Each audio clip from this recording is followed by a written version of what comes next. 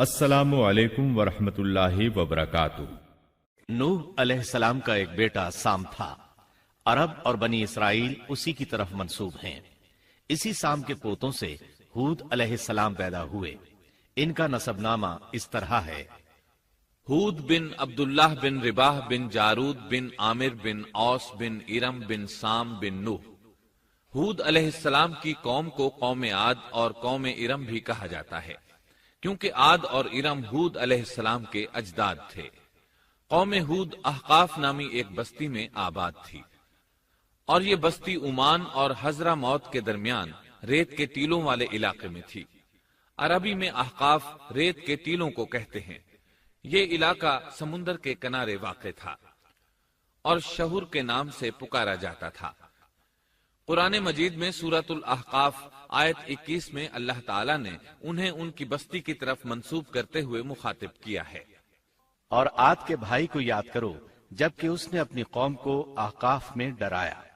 قوم عاد کے لوگ اپنی رہائش کے لیے خیمے پسند کرتے تھے۔ ان کے خیمے بہت مضبوط اور پختہ ہوتے تھے۔ یہ لوگ ان کو بڑی مہارت سے بناتے تھے، پھر ان پر فخر کرتے تھے۔ اللہ تعالیٰ سورۃ الفجر آیات 6 تا 8 میں فرماتے ہیں: کیا آپ نے نہیں دیکھا کہ آپ کے رب نے عاد کے ساتھ کیا کیا، جو نسل ارم سے تھے، ستونوں والے تھے، جن کے مانند کوئی قوم دنیا کے ممالک میں پیدا نہیں کی گئی۔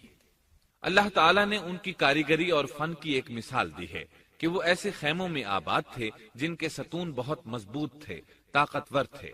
ان لوگوں نے شہروں اور بستیوں کو ایسی کاریگری سے بنایا کہ ان کے متعلق عجیب و غریب روایات مشہور ہو گئیں۔ یہ نرم زمین میں خیمے بناتے تھے، اس کے ساتھ پہاڑوں میں محل بھی بناتے تھے۔ حالانکہ رہائش کے لیے زمین پر خیمے موجود تھے، گویا بیکار دولت اور وقت برباد کرتے، پھر اس پر فخر کرتے۔ شہروں میں جو راستے اور سڑکیں تھیں وہ بہت چوڑی تھیں۔ ان جیسے طویل اور قوی لوگ بعد میں پیدا نہیں ہوئے۔ کاریگری اور فنکاری میں یہ لوگ اس مقام تک پہنچے کہ پھر کوئی نہ پہنچ سکا۔ یہ لوگ عرب تھے اور عربی میں بات چیت کرتے تھے۔ ہود علیہ السلام بھی عربی تھے۔ اسماعیل علیہ السلام سے پہلے کے عرب باشندے عرب عاربہ کہلاتے ہیں۔ ان کے مشہور قبائل یہ ہیں: عاد، سمود، جرہم، امیم، قحطان اور مدین وغیرہ۔ ابراہیم علیہ السلام کی اولاد میں اسماعیل علیہ السلام کے بعد آنے والے لوگ عرب مستعربہ کہلاتے ہیں۔ اسماعیل علیہ السلام عربی نہیں تھے، کنعانی تھے۔ جب ابراہیم علیہ السلام اسماعیل علیہ السلام کو مکہ معظمہ میں چھوڑ آئے اور اسماعیل علیہ السلام نے عربوں سے میل جول قائم کیا تو ان سے عربی سیکھ لی اور اس میں بہت مہارت پیدا کر لی، یہاں تک کہ آپ کو عرب کا فصیح کہا جانے لگا۔ اہل عرب میں فصاحت و بلاغت آپ ہی سے آئی۔ رسول اللہ صلی اللہ علیہ وسلم بھی اسی انداز میں فصیح و بلیغ عربی میں بات کرتے تھے۔ طوفان نوح کے بعد جب دوبارہ لوگوں کو پیدا کیا گیا تو وہ ایک مرتبہ پھر ان بستیوں میں رہنے کے لیے چلے گئے جہاں نوح علیہ السلام رہا کرتے تھے۔ نوح علیہ السلام شام کے شمال اور ترکی کے جنوبی علاقوں میں رہا کرتے تھے۔ لوگ یہاں آباد ہو گئے، پھر یہاں سے کچھ لوگ فلسطین اور شام کی طرف ہجرت کر گئے اور کچھ لوگ جزیرے کی طرف ہجرت کر گئے، اور قوم عاد جزیرے کے جنوب میں آ کر آباد ہو گئی۔ اس وقت تمام لوگ توحید پر تھے۔ طوفان کے ساتھ جب زمین پامال ہو گئی تو اس پر سوائے نوح علیہ السلام کی اولاد کے اور کوئی زندہ نہ رہا۔ یہ لوگ توحید پرست تھے، لیکن وقت کے ساتھ ساتھ قوم عاد آباد ہوئی اور شیطان نے ان کے دلوں میں وسوسہ ڈالا۔ اس طرح وہ شیطان کی عبادت کرنے لگے۔ چنانچہ قوم نوح کے بعد سب سے پہلے جس قوم نے بت پرستی اختیار کی وہ قوم عاد تھی۔ اس قوم کو اللہ تعالیٰ نے بہت ڈیل ڈال دیا تھا، وہ بہت طاقتور قوم تھی۔ مفسرین بیان کرتے ہیں کہ ان کے جسم بہت مضبوط اور ٹھوس تھے، قد بہت لمبے تھے۔ آدم علیہ السلام کا قد 60 ہاتھ تھا، اس قوم کا قد بھی قریباً اتنا ہی تھا۔ اس طرف سورۃ الاعراف آیت 69 میں اشارہ موجود ہے۔ اللہ تعالیٰ فرماتے ہیں: اور تم وہ حالت یاد کرو جب اللہ نے تمہیں قوم نوح کے بعد جانشین بنایا اور ڈیل ڈول میں تمہیں زیادہ پھیلاؤ دیا، سو تم اللہ کی نعمتوں کو زیادہ یاد کرو تاکہ تم فلاح پا جاؤ۔ ہود علیہ السلام کی زبانی اللہ تعالیٰ ان کی فنکاری کو بیان کرتے ہوئے فرماتے ہیں کہ ہود علیہ السلام نے ان سے کہا: کیا تم ایک ایک ٹیلے پر بطور کھیل نشان لگا رہے ہو؟ مطلب یہ کہ یہ لوگ پہاڑوں کی چوٹیوں پر محل تعمیر کرتے تھے۔ جب ان سے کہا جاتا کہ تم رہتے تو زمین پر ہو اور گھر پہاڑوں پر بناتے ہو، اس کی کیا وجہ ہے؟ اور تم اتنے مضبوط محل تعمیر کر رہے ہو، گویا ہمیشہ یہیں رہو گے۔ وہ لوگ دراصل ٹیلوں، گھاٹیوں، دروں اور پہاڑوں پر عمارات تعمیر کرتے تھے، اور ان کا مقصد ان میں رہنا نہیں تھا، بلکہ صرف کھیل کود کے لیے ایسا کرتے تھے۔ ہود علیہ السلام نے انہیں جھنجھوڑا کہ تم ایسا کام کیوں کرتے ہو جس کا کوئی مقصد نہیں، جس کام کے فضول ہونے میں کوئی شک نہیں۔ ہود علیہ السلام انہیں واز کرتے تھے، اے میری قوم، اللہ نے تمہیں بڑی قوت سے نوازا ہے۔ تمہاری طاقت کا عالم یہ ہے کہ جب تم کسی پر ہاتھ ڈالتے ہو تو ظلم کرتے ہو، کوئی شخص تمہارے سامنے آنا گوارا نہیں کرتا، لہذا اللہ سے ڈرو اور میری پیروی کرو۔ اس سے ڈرو جس نے ان چیزوں سے تمہاری مدد کی۔ اللہ تعالیٰ نے اپنی ہر طرح کی نعمت، مال، اسباب، اولاد، باغات، شہر، قوت، جسامت اور صنعت کاری سے تمہیں نوازا ہے، لہذا تم اللہ سے ڈرو اور میری اطاعت کرو۔ لیکن ان کی قوم نے کوئی اثر نہ لیا، نہ ان پر ایمان لائی، الٹا لگی تکبر کرنے، اللہ کی حمد کی بجائے اس کی ناشکری کرنے لگی۔ اور تکبر کے بارے میں بات یہ ہے کہ جب سے ابلیس نے اس کو اختیار کیا، یہ اس وقت سے آزمائش بن چکا ہے۔ اللہ تعالیٰ سورہ حامیم السجدہ آیت 15 میں فرماتے ہیں، پس قوم عاد نے تو بے وجہ زمین میں سرکشی شروع کر دی اور کہنے لگے کہ ہم سے زوراور کون ہے؟ کیا انہیں یہ نظر نہ آیا کہ جس اللہ نے انہیں پیدا کیا ہے وہ ان سے بہت ہی زیادہ زوراور ہے؟ جب یہ لوگ اپنی سرکشی اور کفر میں حد سے بڑھ گئے، تب اللہ تعالیٰ نے ہود علیہ السلام کو ان کی طرف بھیجا۔ انہوں نے انہیں اللہ کی طرف بلایا اور کہا، اے میری قوم، اللہ کی عبادت کرو، اس کے سوا تمہارا کوئی معبود نہیں۔ کیا تم ڈرتے نہیں؟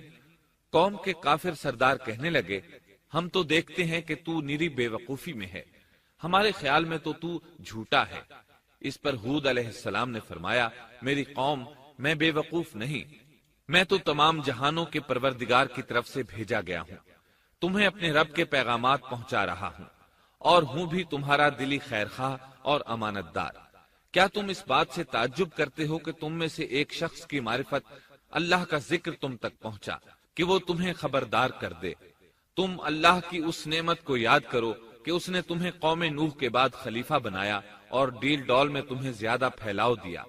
تم اللہ کے احسانات کو یاد کرو تاکہ فلاح اور نجات پا جاؤ۔ ہود علیہ السلام نے اللہ کی عظیم نعمتوں کے ساتھ انہیں نصیحت کی، لیکن وہ بدبخت کفر ہی کرتے رہے۔ آخر انہیں جھنجھوڑنے کے لیے انہوں نے فرمایا، اے میری قوم، اللہ ہی کی عبادت کرو، اس کے سوا تمہارا کوئی معبود نہیں۔ تم تو صرف بہتان بازی کر رہے ہو، یعنی جن بتوں کی تم پوجا کر رہے ہو ان کی پوجا تم نے خود گھڑی ہے۔ اللہ تعالیٰ نے تو اس کے متعلق کوئی دلیل نازل نہیں فرمائی۔ میری قوم کے لوگوں، میں تم سے اس دعوت و تبلیغ کی کوئی اجرت نہیں مانگتا، میرا اجر اس کے ذمے ہے جس نے مجھے پیدا کیا ہے، تو کیا تم پھر بھی عقل سے کام نہیں لیتے؟ اے میری قوم کے لوگوں، اپنے رب سے گزشتہ گناہوں کی معافی طلب کرو، آئندہ گناہوں سے توبہ کرو، تاکہ وہ برسنے والے بادل تم پر بھیج دے اور تمہیں طاقت میں اور بڑھا دے، تاکہ تم گناہگار ہونے کے باوجود روگردانی نہ کرو۔ ہود علیہ السلام مسلسل انہیں دعوت دیتے رہے، لیکن وہ ظالم قوم نوح کی طرح ان کا مذاق اڑانے لگی اور کہنے لگی، ہمارے خیال میں تو بے وقوف ہے، اور شاید تو ہمارے کسی معبود کے بڑے جھپٹے میں آ گیا ہے، تو ہمارے بتوں کو برا کہتا ہے، اس لیے ان میں سے کسی کی مار تم پر پڑی ہے، اسی لیے تو ذہنی مریض بن گیا ہے۔ وہ ظالم لوگ چونکہ آخرت پر ایمان نہیں رکھتے تھے اور دنیا میں خوشحالی کی زندگی بسر کر رہے تھے اور تھے بھی اپنی قوم کے سردار، اس لیے اپنے ماتحتوں سے کہنے لگے، یہ تو تم جیسا ہی انسان ہے، وہی کچھ کھاتا ہے جو تم کھاتے ہو اور پیتا بھی وہی کچھ ہے جو تم پیتے ہو۔ اب اگر تم نے اپنے جیسے انسان کی اطاعت قبول کر لی تو سخت خسارے میں رہو گے۔ کیا یہ تمہیں اس بات سے دھمکاتا ہے کہ جب تم مر کر خاک اور ہڈیاں بن جاؤ گے تو پھر زندہ کیے جاؤ گے؟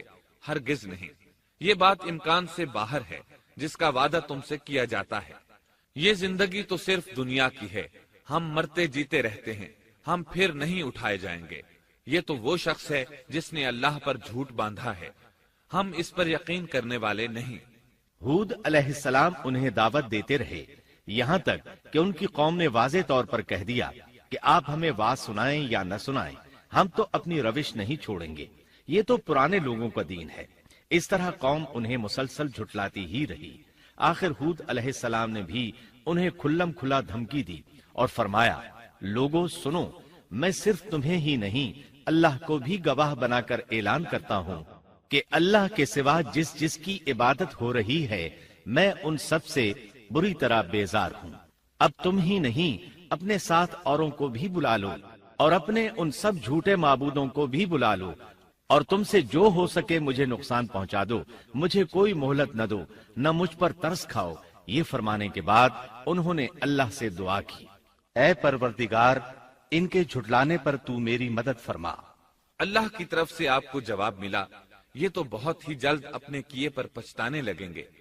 اللہ کے نبی کا انکار کرنے، اس سے بغض رکھنے اور اس کا مذاق اڑانے والوں کا انجام کیا ہوا؟ اللہ نے انہیں ایسے زناٹے کی آندھی سے تہس نہس کیا کہ جس کی تاریخ میں مثال نہیں ملتی۔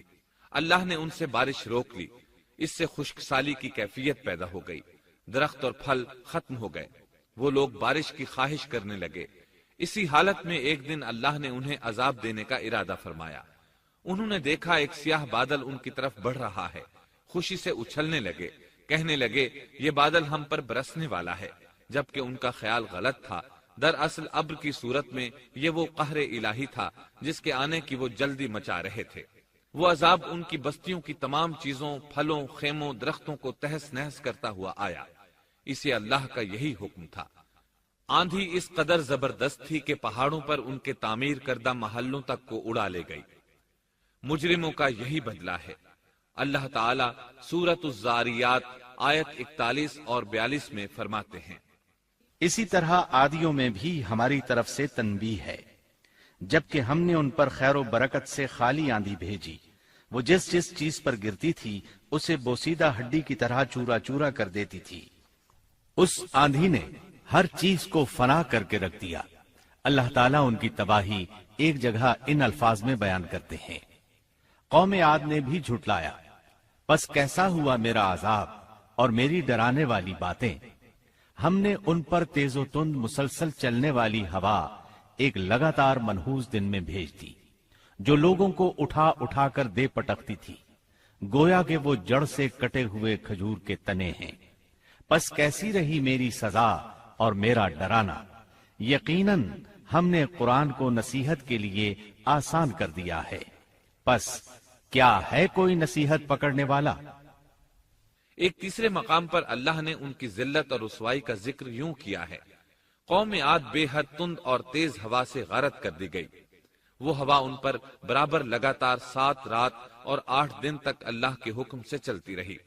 آپ وہاں ہوتے تو دیکھتے کہ وہاں لوگ یوں چاروں شانوں چت گرے پڑے ہیں جیسے وہ کھجوروں کے کھوکھلے تنے ہوں۔ کیا ان میں سے کوئی بھی آپ کو باقی نظر آ رہا ہے؟